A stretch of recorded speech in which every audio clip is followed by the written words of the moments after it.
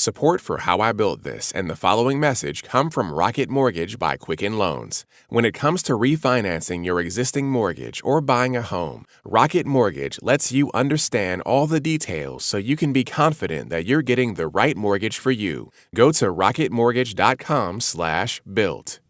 Hey, really quick before we start the show, I have some great news for you. We have a brand new live episode coming your way this very Thursday. It's my conversation with the founder of Starbucks, Howard Schultz. We're going to find out how he turned a beverage into a destination. So stay tuned for that. But in the meantime, here's one of our favorite episodes from the HIBT archives. Enjoy. You were basically introducing these really low fares. Were these airlines trying to match your prices? Yes, in some cases they were. And we told the public of Texas that you could fly at the lower fare, but if you paid the higher fare, we would give you a free bottle of whiskey. And so for a couple of months, we became the largest liquor distributor in the state of Texas. From NPR, it's How I Built This, a show about innovators, entrepreneurs, idealists, and the stories behind the movements they built.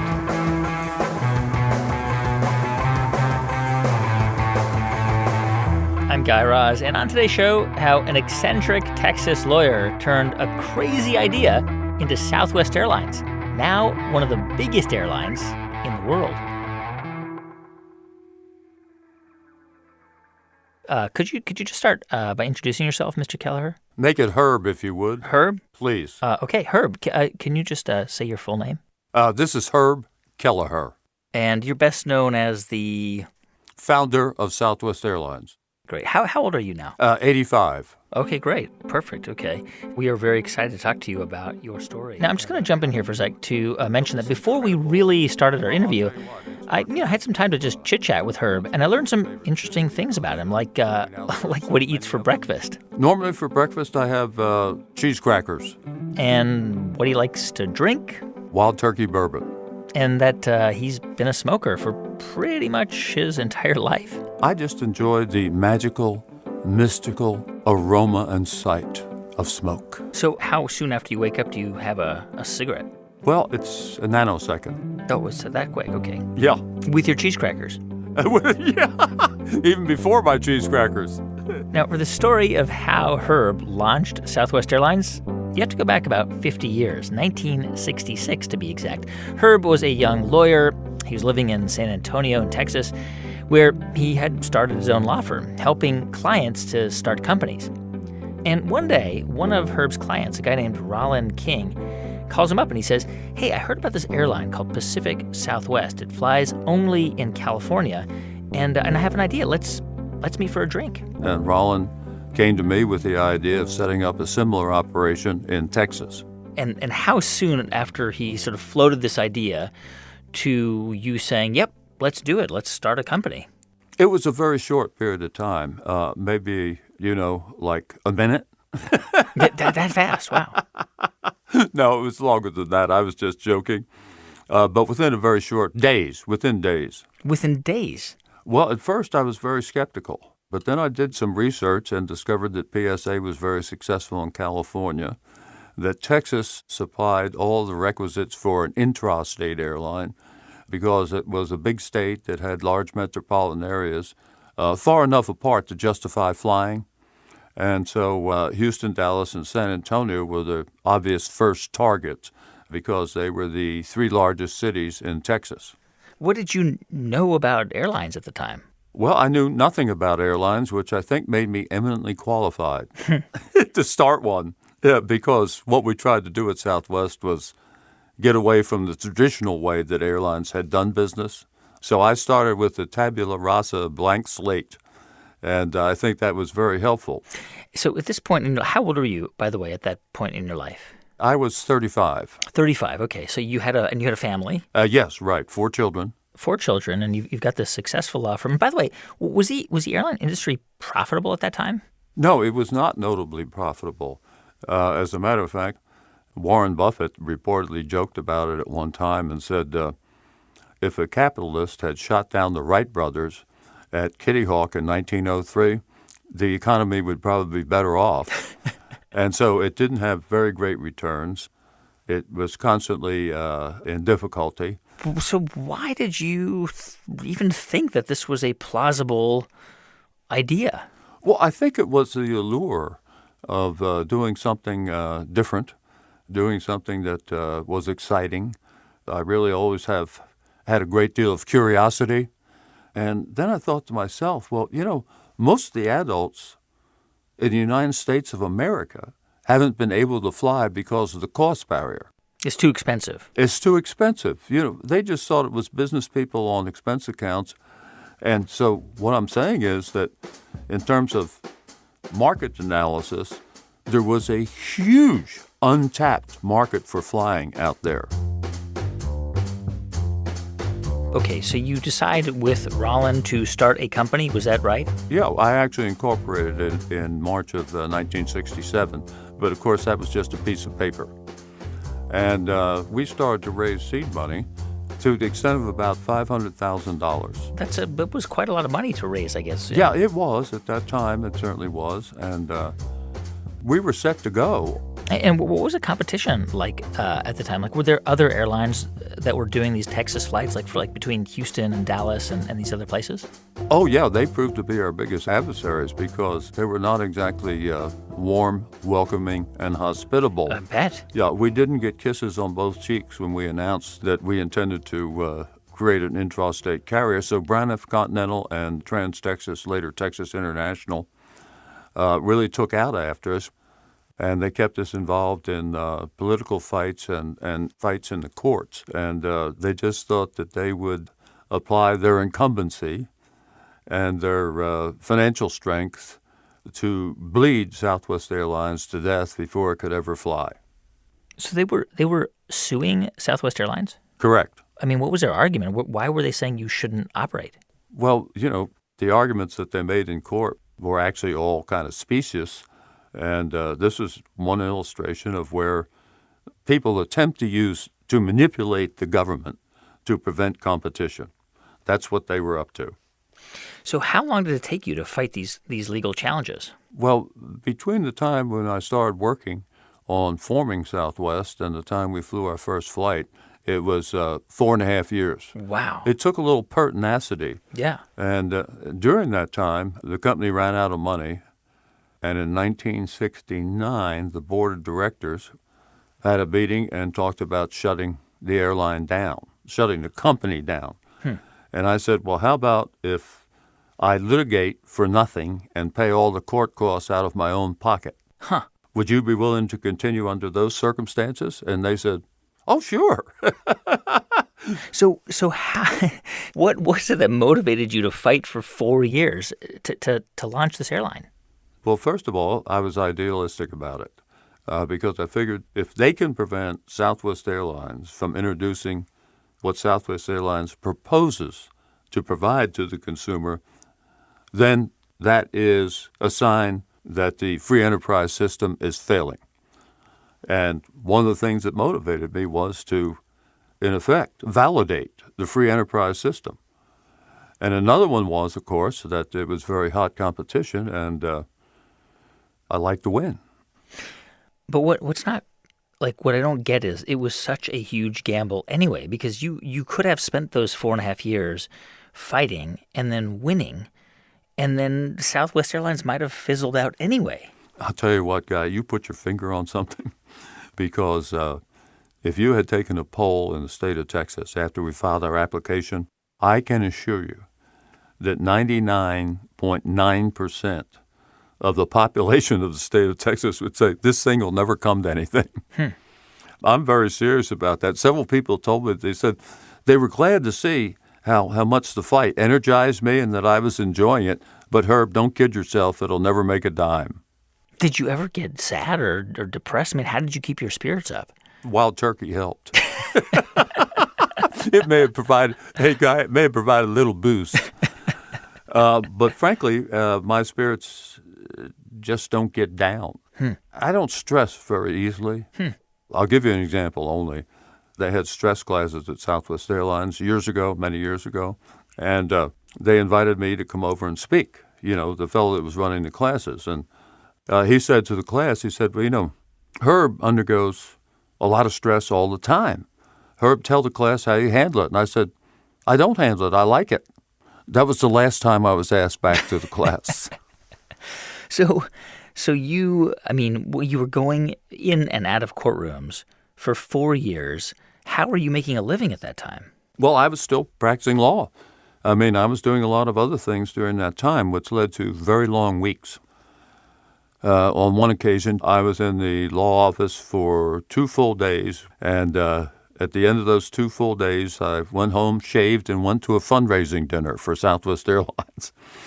But that's kind of the perseverance that it demanded to help get Southwest Airlines started while still practicing law and doing many other things.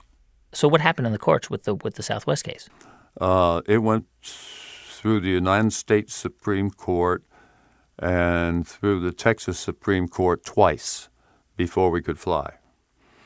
And the Texas Supreme Court handed down an order 19 hours prior to our first flight. When was that? That was in June of 1971. We started flying on June 18th, 1971. What was the flight? Where did it go? The first flight went from Dallas to San Antonio, but the one that received all the publicity went from Dallas to Houston. And we were the underdog. It was sort of David versus the Goliaths, not just one, but 3 of them. So there was a lot of news coverage about it, and that's the reason people paid a lot of attention to its finally getting underway. So were you on that first flight, by the way? No, I wasn't. I was busy working to make sure there was a second flight. Do you remember that day that first flight took off? And do you remember how you felt? Did you feel like, finally, this is done? Oh, it was wonderful. And I'll tell you an experience I had when the first airplane came in. It was over in Fort Worth at American's hangar. So I went over there, and there's this airplane after 4.5 years. And I went up and stuck my head in the back of one of the engines. And the mechanic grabbed me, he pulled me back, and he said, do you realize if that thrust reverser goes off, it will decapitate you? And I said, at this moment, I don't give a damn.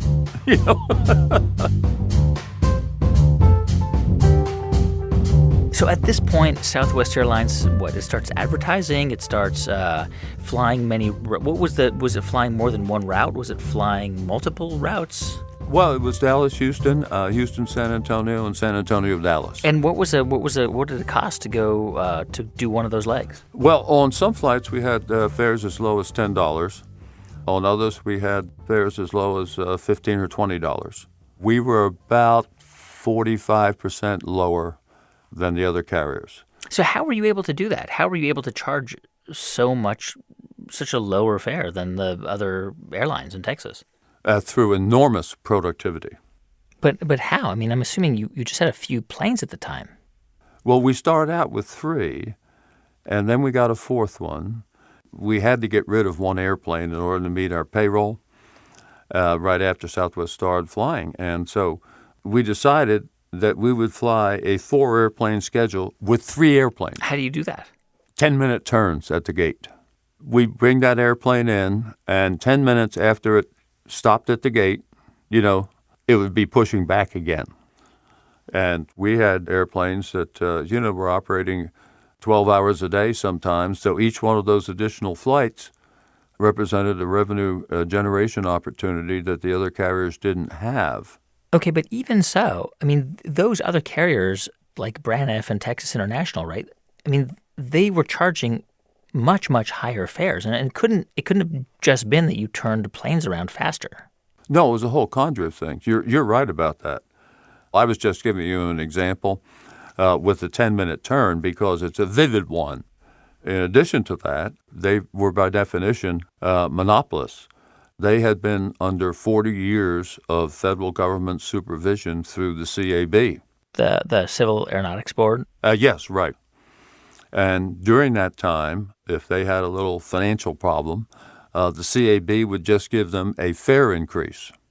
And so that's how their fares got so high as compared to what we were doing since we weren't regulated by the CAB. Okay, so you weren't regulated in the same way, but were you doing other things like paying your employees less? Well, it depended. Initially, we were paying them less. As the years went on, we were paying them more. Their total compensation was superior to the other carriers. And in addition, when we turned our first very slim profit in 1973, we set up the first profit-sharing plan in the American airline industry. And I think we made a profit of, I don't know, $100,000 that year or something like that.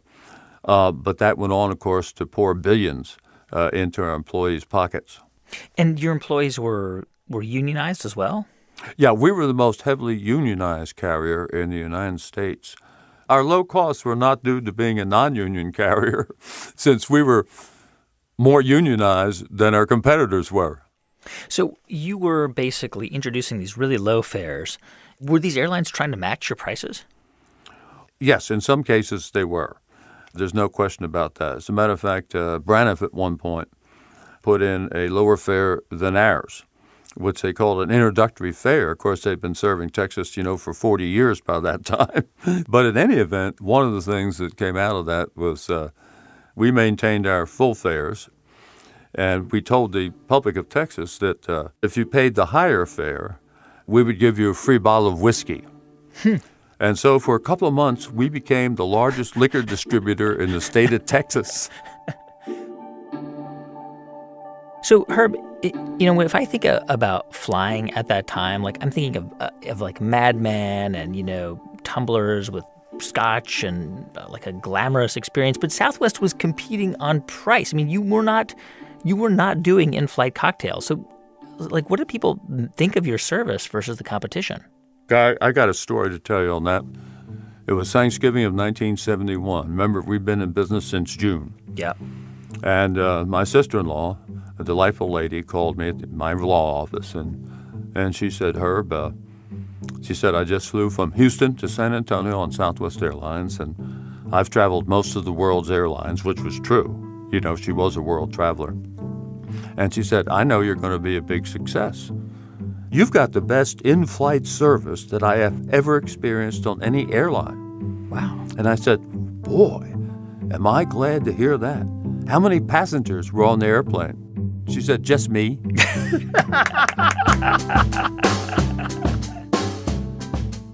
In just a minute, Southwest goes national, and Herb convinces travelers that airlines do not have to serve in-flight meals.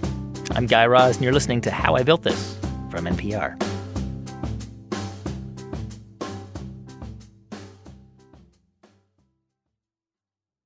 Support for this podcast and the following message come from Kicking Horse Coffee. Kicking Horse Coffee says, wake up with us. They say, dreams don't come true until dreamers wake up. There's dreaming great dreams, and then there's doing great things. And in between, there's waking up. Wake up with Kicking Horse Coffee. It's available at Amazon. Or for more info, visit kickingHorseCoffee.com. What great things will happen when dreamers wake up?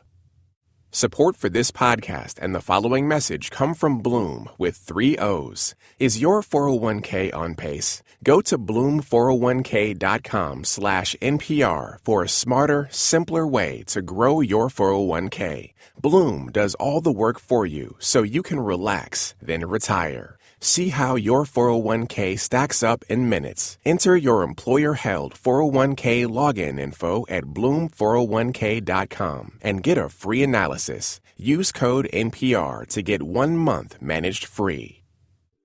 It's How I Built This from NPR. I'm Guy Raz. So throughout the 1970s, Southwest Airlines, they still only fly within the state of Texas. But then, in 1978, something really important happens. Congress decides to completely deregulate the airline industry. And for Southwest Airlines, that means they could now start flying to new cities outside of Texas. Herb, at this point, Southwest is expanding, and your competitors are no longer just Texas Airlines. You're competing with American and Pan Am and TWA, right? Right. The major international carriers start to become your competitors. Yeah. So were people skeptical that Southwest would be able to compete in, the big leagues? Oh, yes. We were described as a Texas airline that could only be successful in the state of Texas, okay? Yeah. And then we were described as a Sunbelt airline that could not be successful outside the Sunbelt. There was a press conference we went into Baltimore where one of the reporters there said, well, you know, Mr. Kelleher, he said, I know you've been very successful out west, but now you're coming to the east, the most competitive part of the country as far as airline service is concerned. And I said, yeah, it's so competitive that when we start out here, we're reducing your existing fares by 60%. How competitive does that sound to you? I mean, was Southwest at that time, were you guys already sort of no frills? Well, we were no frills. We're in the sense that we were short haul. And that kind of restricts what you can do. You have relatively short flights. So like peanuts and drinks. Yeah, exactly. And then pretzels and that sort of thing. But, you know, when we started flying longer haul, like from San Antonio to Los Angeles, we had a press conference, you know, to announce a new service. And one of the reporters there said, well, are you going to serve meals on those flights? And I said, no, we're not. We're going to charge you $400 less per trip, right? And I understand you can get a pretty good sandwich at Chasen's for $400. So at what point did you give up your law practice? Actually, that was at the request of the board of directors in 1981. So you still had your own law practice that you were doing other work for throughout the entire 1970s? Oh, yes, yeah. And I'll tell you the truth. You know, I didn't really hanker to be part of corporate life because, you know, lawyers have a lot more freedom to do their own thing when and where they want to. But we hired a very excellent fellow named Lamar Muse, who was a real battler, to get the company off the ground and operational. Right. He had substantial airline experience, and he did a wonderful job. And so, you know, finally in 1981, we lost a successor to Lamar, and the board of directors said to me, you've got to do it. And did you want to do it? Well, I felt I had to do it. And I'll tell you why, because the start of the 1980s, you had unemployment of 10.8%. You had a double-dip recession. You had the air traffic controllers strike. Then Lamar Muse, the guy we hired to get the company off the ground, he launched a competitor against us called Muse Air. Oh, wait, he left Southwest and then launched a competitor? Yeah, so 3 years after he left, called Muse Air. How did you feel about that? Well, I thought it was somewhat immodest on his part. Because he called it Muse Air after himself? Yeah. But were you like, what are you doing? I mean, we worked together all these years, and now No, we bought him later. You bought him later. Yeah, when they're on the verge of bankruptcy, yeah, we bought Muse Air. But it was there in 1981. So I figured I better do what the board asked me to do and come to Southwest Airlines full time. Was Southwest Airlines making money at the time? Yes. We've been profitable every single year for 43 years, I guess, now. And it must have made the other airlines crazy because they were, a lot of them have had good years and bad years, but it seems like Southwest has never had a bad year. Well, we've had years when, you know, our earnings were down, but we've never had a loss for a full year since 1972. And we've never furloughed an employee at Southwest Airlines when the rest of the industry during that period up until now has probably furloughed, 1.5 million employees throughout the world. Basically, we looked at history and said, this is a very dicey business to be in. You know, the airline business? Yeah. So we may be flamboyant from the marketing standpoint, but we're going to be very conservative from the fiscal standpoint. And I established a rule of thumb that we're going to pay 80% of the cost of all of our new airplanes from internally generated funds. And actually we wound up paying 100% for most of our airplanes. So we had the largest percentage in our fleet of owned airplanes of any carrier of any size. So what did that mean? Well, I mean, you're not taking on debt, right, when you do that. So when you get into bad times, you're not threatened by the debt payments, which has put carriers into bankruptcy and out of bankruptcy and back into bankruptcy, you know, for 35 years. You know, Herb, from the outside, from listening to your stories, the airline industry seems so brutal. Like, do you think it's more savage than other industries? I think that it's more competitive than other industries. And one of the reasons for that is that our principal capital assets, the airplanes, move at 540 miles an hour. Yeah. And, if you have a shoe factory that fails in Seattle, as an example, you can't, within hours, transport that shoe factory to Chattanooga, Tennessee, to compete there. But if your Seattle air service fails, you can have your airplanes in San Antonio or Chattanooga within a matter of hours. So the very mobility of your capital assets breeds a lot of competition. Did you like that competition? Did you like being an airline CEO and managing all that stuff? Was it fun for you? Well, I had to adapt myself. I love being with the people of Southwest Airlines. That was like a fountain of youth for me. They were so wonderful and entertaining and, great to be with, that part of it. But when you're practicing law, you pretty much do your own thing, and it's a swift pace. Well, things didn't move as swiftly at first when I came to Southwest Airlines full time, and we're moving swiftly compared to the rest of the airline industry, but not compared to my experience. Were you pushing for expansion and growth and all those things during your tenure? Oh, yes. I mean, Southwest Airlines expanded enormously, from a very small base. But I soon realized it was a speech that I went to hear where a guru said, if you can improve a corporation 5% in a year, that's a miracle. I said, oh, okay. I was trying to do 25%. Maybe that's why I was feeling a little frustrated. So it really brought my thinking, more in line.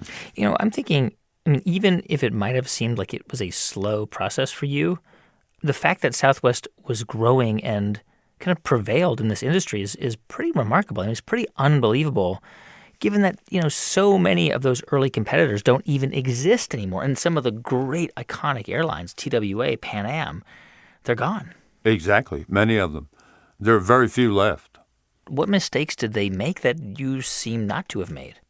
Well, we just did things differently, like market share, a shibboleth, supposedly. And I told anybody if they mentioned market share, I'd punch them in the nose.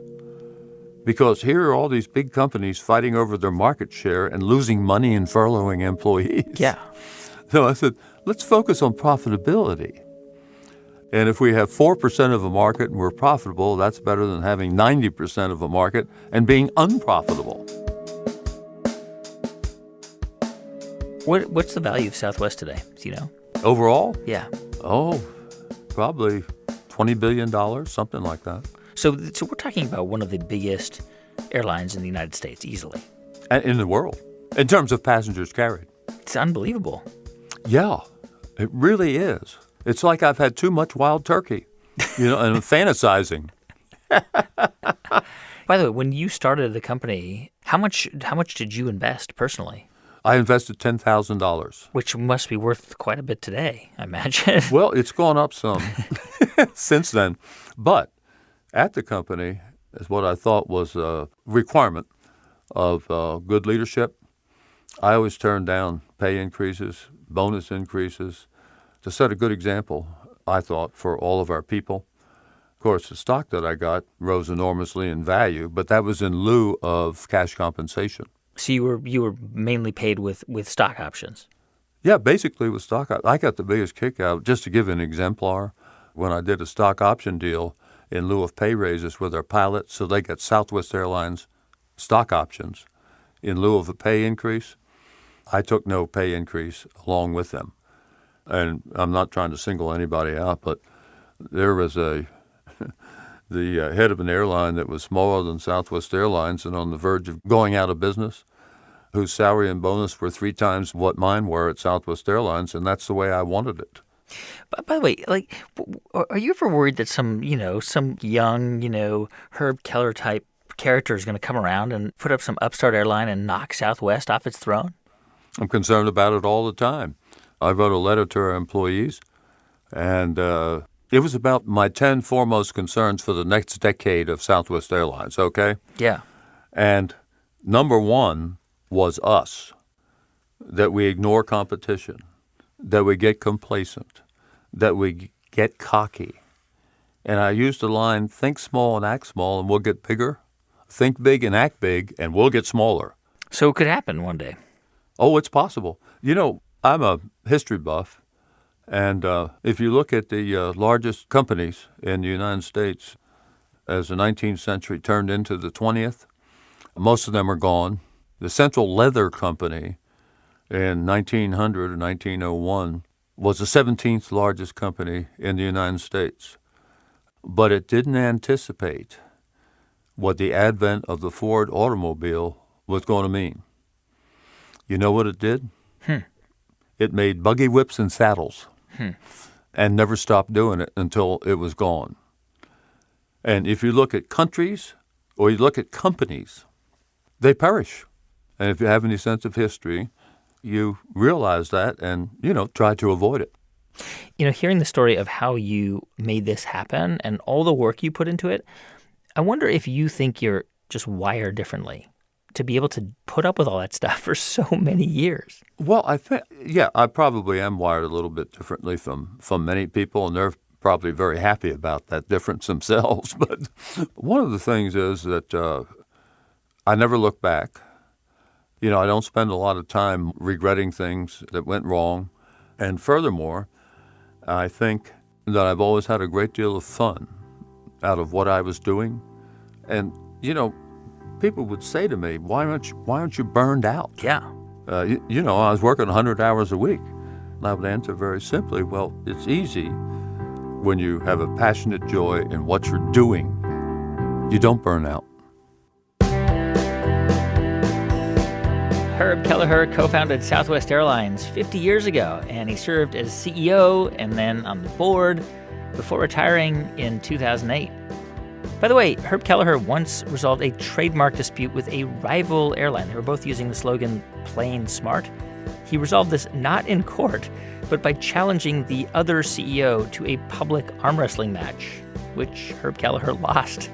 And you can see that entire arm wrestling match. Just go to Google and type in "The Malice in Dallas." And please do stick around because in just a moment, we're going to hear from you about the things you're building. But first, a quick thanks to one of our sponsors, Squarespace. Have an idea for your next big move? Use Squarespace's award-winning designer templates to create a beautiful website or online store equipped with everything you need to run your business. Visit squarespace.com to start your free trial and use offer code BUILDIT for 10% off your first purchase.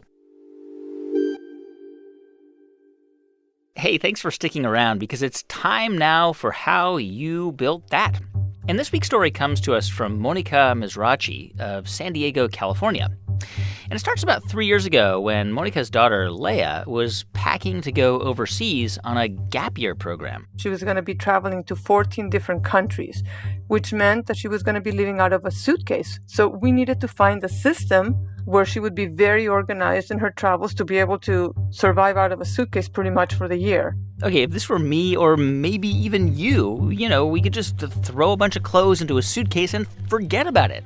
But Monica, she is incredibly organized. I was a mathematician in college, and I was always very into order.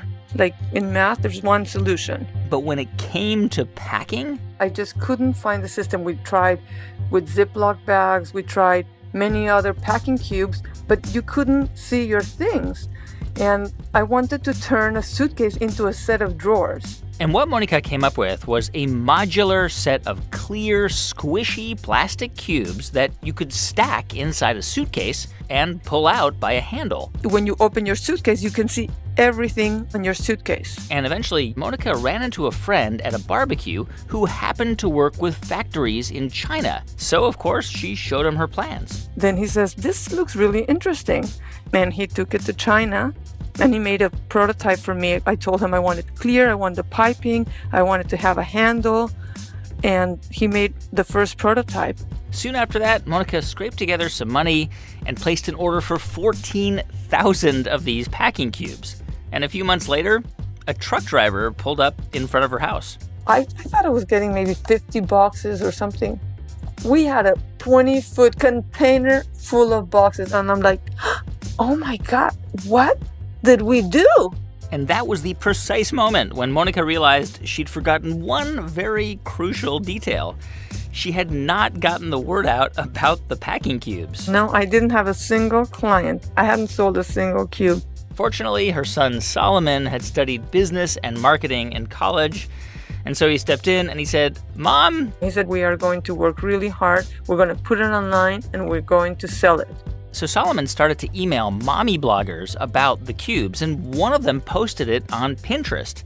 And sure enough, he says, we just got, 6 or 7 orders, and that was a big deal at the time. That was like, wow, this is working, And he actually liked the idea so much that 2 years ago, Solomon bought the company from his mom, and he called it Easy Packing.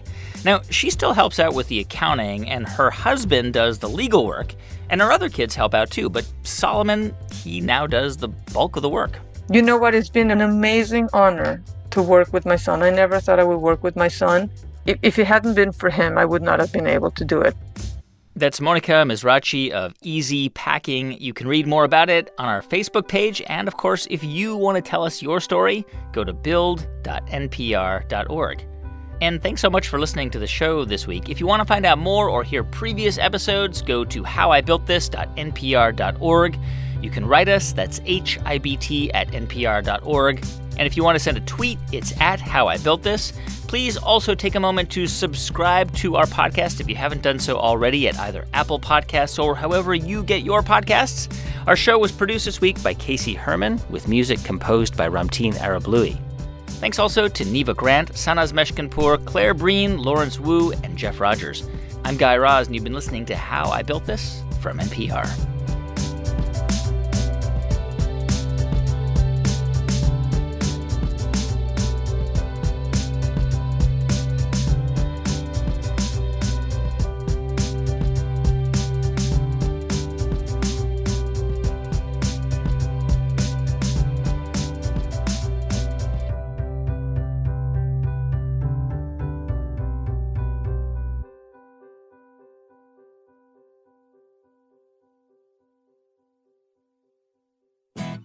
I'm Ophira Eisberg from Ask Me Another. Every week we play nerdy games with contestants and celebrities. Hear Patrick Stewart dramatically read Taylor Swift lyrics, or learn how many quills there are on a porcupine. Find Ask Me Another on the NPR One app or wherever you get podcasts.